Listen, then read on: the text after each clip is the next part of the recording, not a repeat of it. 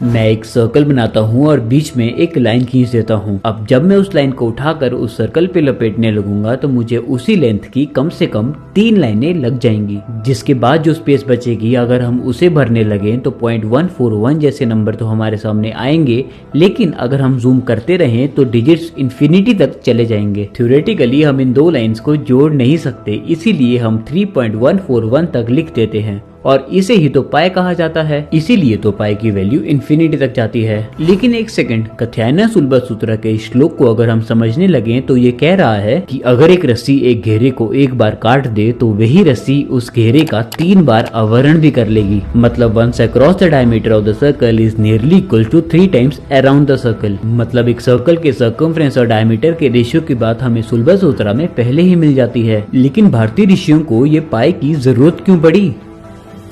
यज्ञ करने के लिए। इस त्रेताग्नि के यज्ञ कुंड को अगर हम ध्यान से देखें तो 3 अलग अलग प्रकार के आकार दिख रहे हैं, सर्कल, सेमी सर्कल और स्क्वायर। यज्ञ संपन्न होने के लिए तीनों आकारों को इस प्रकार बनाया जाता था कि तीनों का एरिया सेम हो, और उन लोगों के पास ये करने के लिए केवल रस्सी और कील होती थी। अब शुल्बसूत्र कितने पुराने हैं इसकी सटीक जानकारी तो नहीं है, लेकिन क्योंकि हवनों की बात यजुर्वेद में हुई है तो हम मान सकते हैं कि शुल्बसूत्र भी यजुर्वेद के समय से चल रहे हों।